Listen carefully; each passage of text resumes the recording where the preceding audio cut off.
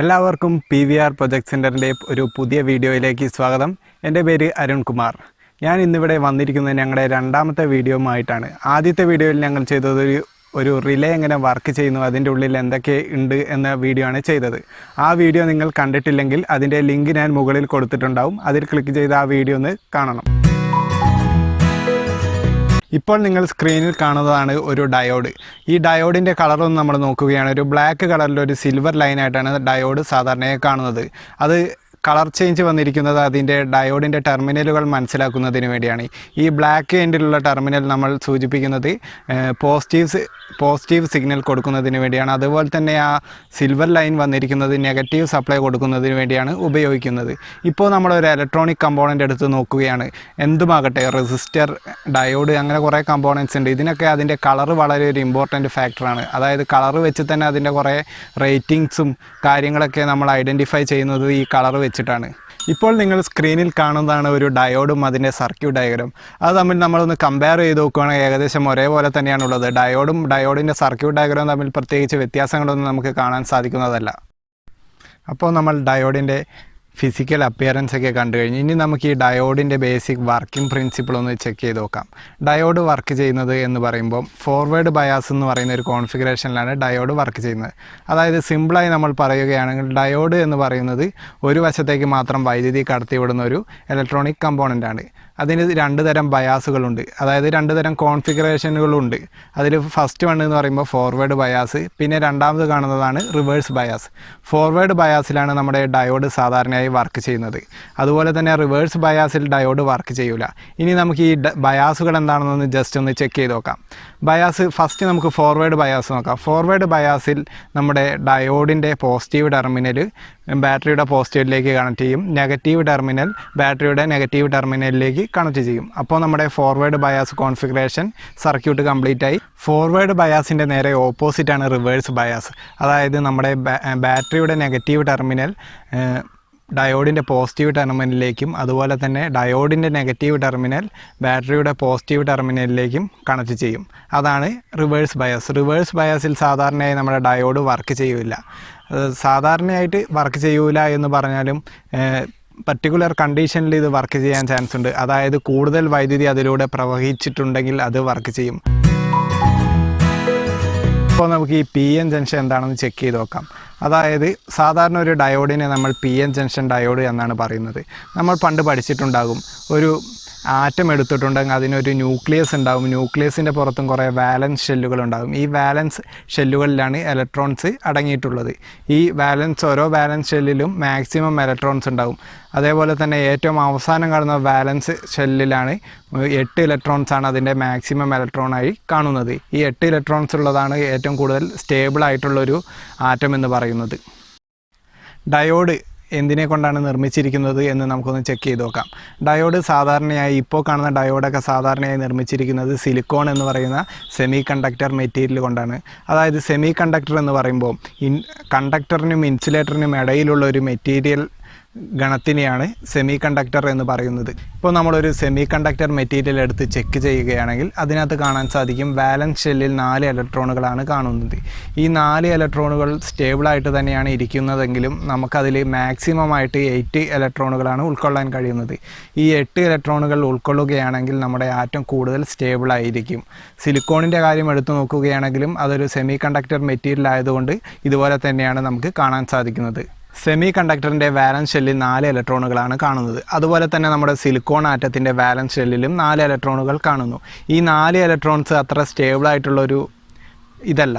നമുക്കത് സ്റ്റേബിളാക്കണം. അതായത് കുറേ സിലിക്കോൺ ആറ്റങ്ങൾ ഇങ്ങനെ ഒരുമിച്ച് കൂടി ചേർത്തിട്ടുണ്ടെങ്കിൽ, നമുക്കിപ്പോൾ സ്ക്രീനിൽ കാണുന്നത് പോലെ നോക്കുകയാണെങ്കിൽ കുറേ സിലിക്കോൺ ആറ്റങ്ങൾ ഇങ്ങനെ ഒരുമിച്ച് കൂടി ചേർത്ത് വെച്ചിരിക്കുകയാണ്.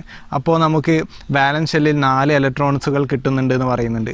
അതുപോലെ തന്നെ സ്റ്റേബിളായിട്ടുള്ള പൊസിഷൻ 8 ഇലക്ട്രോണുകളാണെന്ന് പറയുന്നുണ്ട്. ഇപ്പോൾ 4 സിലിക്കോൺ ആറ്റത്തിൻ്റെ 4 ഇലക്ട്രോൺസുകളും ഒരു സിലിക്കോൺ ആറ്റത്തിൻ്റെ ഔട്ടർ വാലൻസ് ഷെല്ലിൽ ഷെയർ ചെയ്യുകയാണെങ്കിൽ നമുക്ക് മൊത്തം 8 ഇലക്ട്രോൺസ് ലഭിക്കും. അപ്പോൾ നമ്മുടെ ആ സ്ട്രക്ചർ ഒന്ന് സ്റ്റേബിളായിരിക്കും. ഉപയോഗിക്കും. ഇപ്പോൾ നിങ്ങൾക്ക് സ്ക്രീനിൽ കാണാം അതിൻ്റെ സ്ട്രക്ചർ ഞാനിവിടെ കാണിച്ചിട്ടുണ്ട്. ആ സ്ട്രക്ചർ വെച്ച് നോക്കുമ്പോൾ ആ സ്ട്രക്ചറിനെയാണ് നമ്മൾ പറയുന്നത് ഒരു ക്രിസ്റ്റൽ ലാറ്റിസ് എന്ന്. അതായത് വളരെ സ്ട്രോങ്ങസ്റ്റ് ഒരു സ്ട്രക്ചറാണ്. കെമിക്കൽ ബോണ്ടിങ്ങിൽ വെച്ച് നോക്കുകയാണ് ഒരു സ്ട്രോങ്ങസ്റ്റ് ആയിട്ടുള്ള ഒരു സ്ട്രക്ചറാണ് ക്രിസ്റ്റൽ ലാറ്റിസ്. അങ്ങനെയാണ് നമ്മളൊരു സിലിക്കോൺ ആറ്റം രൂപപ്പെട്ടു വന്നിരിക്കുന്നത്. നമ്മൾ കുറച്ച് മുമ്പ് പറഞ്ഞ ഒരു PN ജംഗ്ഷൻ ഡയോഡ് എന്നാണ് ഒരു സാധാരണ ഡയോഡിനെ എന്ന് പറയുന്നത്. അപ്പോൾ നമ്മൾ ഡയോഡിന് ഉപയോഗിക്കുന്ന മെറ്റീരിയൽ പറഞ്ഞു സിലിക്കോൺ എന്ന് പറയുന്ന മെറ്റീരിയലാണ് ഡയോഡിന് ഉപയോഗിക്കുന്നത്. സെമി കണ്ടക്ടർ മെറ്റീരിയലായ സിലിക്കോണാണ് ഡയോഡിന് ഉപയോഗിക്കുന്നത്. അപ്പോൾ അതിൽ PN ജംഗ്ഷൻ എന്ന് പറയുമ്പോൾ അതായത് 2 തരം സിലിക്കോൺ ആറ്റങ്ങളാണ് അവിടെ ഉപയോഗിക്കുന്നത്. അതായത് P ടൈപ്പ് സിലിക്കോൺ ആറ്റവും ഉപയോഗിക്കുന്നുണ്ട്, N ടൈപ്പ് സിലിക്കോൺ ആറ്റവും ഉപയോഗിക്കുന്നുണ്ട്. ഈ P ടൈപ്പും N ടൈപ്പും നിർമ്മിക്കുന്നതിന് വേണ്ടി നമ്മൾ അഡീഷണലായിട്ട് വേറെ പല മൂലകങ്ങളും ഇതിൽ ആഡ് ചെയ്യുന്നുണ്ട്. അതായത് സിലിക്കോൺ ആറ്റത്തിൽ നമ്മൾ വേറെ പല മൂലകങ്ങളും ആഡ് ചെയ്തിട്ടാണ് P ടൈപ്പ് മെറ്റീരിയലും N ടൈപ്പ് മെറ്റീരിയലും നിർമ്മിക്കുന്നത്. ഈ ആഡ് ചെയ്യുന്ന പ്രോസസ്സിനെയാണ് പറയുന്നത് ഡോപ്പിംഗ് എന്ന്. അപ്പോൾ നമുക്ക് ഈ P ടൈപ്പ് മെറ്റീരിയൽ എങ്ങനെയാണ് ഉണ്ടാക്കിയിട്ടുള്ളതെന്ന് നമുക്കൊന്ന് നോക്കാം. P ടൈപ്പ് മെറ്റീരിയൽ ഉണ്ടാക്കുന്നതിന് വേണ്ടി നമ്മൾ ആഡ് ചെയ്യുന്ന മൂലകങ്ങളാണ് ബോറോൺ അല്ലെങ്കിൽ അലൂമിനിയം. ഈ ബോറോണിൻ്റെയും അലൂമിനിയത്തിൻ്റെയും സ്ട്രക്ചർ നമ്മൾ ചെക്ക് ചെയ്ത് നോക്കുകയാണ്. സ്ക്രീനിൽ ഇപ്പോൾ ഞാൻ കൊടുത്തിട്ടുണ്ട്. അതിൻ്റെ സ്ട്രക്ചർ നോക്കുകയാണെന്ന് നിങ്ങൾക്ക് കാണാൻ സാധിക്കുന്നതാണ്. ഇതിൻ്റെ വാലൻസ് ഷെല്ലിൽ 4 ഇലക്ട്രോണുകളാണ് സാധാരണ വേണ്ടത്. പക്ഷേ ഇവിടെ കാണുന്നത് 3 ഇലക്ട്രോണുകളാണ്. 3 ഇലക്ട്രോണുകളാണ് ഇതിൻ്റെ വാലൻസ് ഷെല്ലിൽ കാണുന്നത്. അപ്പോൾ നമ്മൾ ഈ ബോറോൺ എടുത്ത് അല്ലെങ്കിൽ അലൂമിനിയം എടുത്ത് ഈ സിലിക്കോണുമായി കമ്പൈൻ ചെയ്യുമ്പോൾ നമുക്ക് അതെല്ലാം കൂടെ ക്രിസ്റ്റൽ സ്ട്രക്ചർ ഫോം ചെയ്യുമ്പോൾ നമുക്ക് ഇവിടെ സ്ക്രീനിൽ ഞാൻ കൊടുത്തിട്ടുണ്ട് അതിൻ്റെ ക്രിസ്റ്റൽ സ്ട്രക്ചർ എങ്ങനെയാണ് വരുന്നത്. അപ്പോൾ നമുക്ക് കാണാം 8 ഇലക്ട്രോണുകൾ വരേണ്ട സ്ഥാനത്ത് 7 ഇലക്ട്രോണുകളെ ഷെയർ ചെയ്തെടുക്കാൻ പറ്റുകയുള്ളൂ. ഈ സിലിക്കോണിൻ്റെ വാലൻസ് ഷെല്ലിന് ഒരു ഇലക്ട്രോണിൻ്റെ കുറവ് വരുന്നുണ്ട് സ്റ്റേബിൾ ആവാൻ വേണ്ടി. അവിടെ ഒരു ഹോൾ എന്ന് പറയും, നമ്മൾ ഒരു ഹോൾ പോലെ വേക്കൻ്റായ ഒരു ഇലക്ട്രോൺ വരാനുള്ള സാധനമാണ് ഹോള്. അതിനെ നമ്മൾ എന്ത് ചെയ്യും, പോസിറ്റീവ് ചാർജ് കാരിയർ എന്നാണ് വിളിക്കുന്നത്. നമുക്ക് N ടൈപ്പ് മെറ്റീരിയൽ എങ്ങനെയാണ് ഉണ്ടായിട്ടുള്ളതെന്ന് ചെക്ക് ചെയ്ത് നോക്കാം. N ടൈപ്പ് മെറ്റീരിയൽ സാധാരണയായി നമ്മൾ സിലിക്കോണിൻ്റെ കൂടെ ഡോപ്പ് ചെയ്യാൻ ഉപയോഗിക്കുന്ന മെറ്റീരിയലാണ് ഫോസ്ഫറസ്. ഫോസ്ഫറസിൻ്റെ വാലൻസ് ഷെല്ലിൽ നമ്മൾ നോക്കുകയാണെങ്കിൽ 5 ഇലക്ട്രോണുകൾ കാണും. സാധാരണ 4 സിലിക്കോൺ സെമി കണ്ടക്ടറുകളിൽ കാണുന്നതെങ്കിലും ഇതിന് 5 ഇലക്ട്രോണുകളാണ് കാണുന്നത്. ഇപ്പോൾ ഈ 5 ഇലക്ട്രോണുകൾ ഷെയർ ചെയ്ത് വരുമ്പോൾ അതായത് സിലിക്കോണിൻ്റെ കൂടെ 4 ഫോസ്ഫറസും കൂടെ ആഡ് ചെയ്യുമ്പോൾ 5 ഇലക്ട്രോണുകളാണ് അതിൻ്റെ വാലൻസ് ഷെല്ലിൽ കാണുന്നത്. അതും കൂടെ ഷെയർ ചെയ്ത് വരുമ്പോൾ മൊത്തം നമുക്ക് 9 ഇലക്ട്രോണുകൾ അതിൻ്റെ ഔട്ടർ വാലൻസ് ഷെല്ലിൽ കാണും.